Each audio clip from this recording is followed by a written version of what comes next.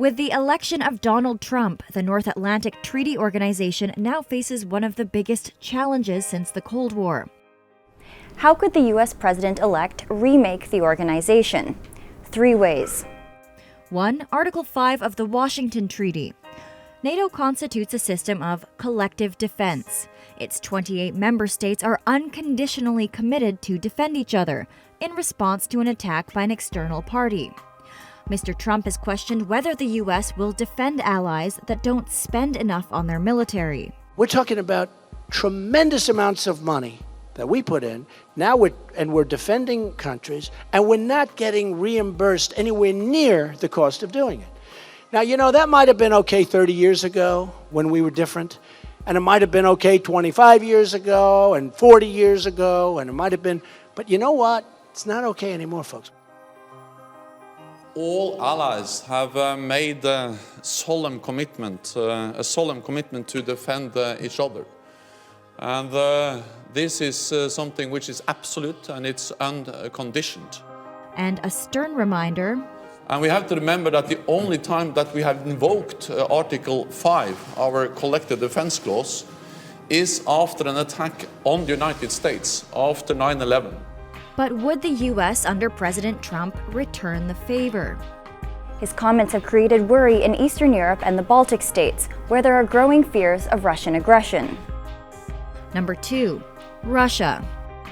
I said that Putin has much better leadership qualities than Obama, but who doesn't know that? Mr. Trump's admiration of Russian President Vladimir Putin has not gone unnoticed. Let me say this about Vladimir Putin. Vladimir Putin is an aggressor that does not share our interests. Vladimir Putin is violating the sovereignty of neighboring countries. Since the annexation of Crimea in 2014, the U.S. and NATO have taken a hard line against Russia. But this stance is unlikely to sit well with Mr. Trump, and could potentially derail NATO's plans to counter Russian aggression in the region.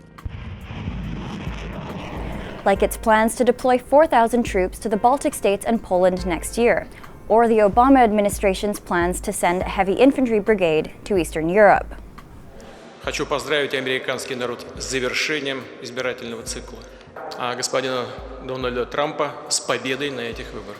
Но Россия готова и хочет восстановления полноформатных отношений с Соединенными Штатами.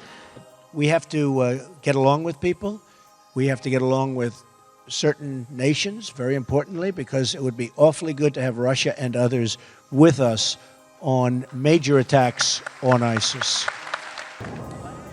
Number 3, terrorism. Mr. Trump has repeatedly criticized NATO's role in fighting terrorism. We have NATO. I think it's 68 years old. It was really designed for the Soviet Union, which doesn't exist anymore, but Russia's plenty tough, so you can do that. But it wasn't designed for terrorism. They have the wrong countries. They have the wrong everything. And our real threat today is terrorism. That's our big threat. We have other threats, but we have a big threat of terrorism. So they have to either rejigger it or come up with something new. But terrorism's a threat. We have to knock the hell out of these crazy people that are all over the place, right?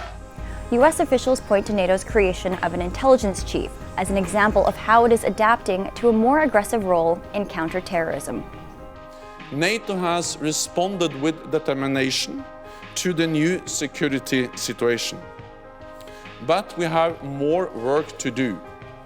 And I look forward to meeting Mr. Trump soon and welcoming him to Brussels for the NATO summit next year to discuss the way forward.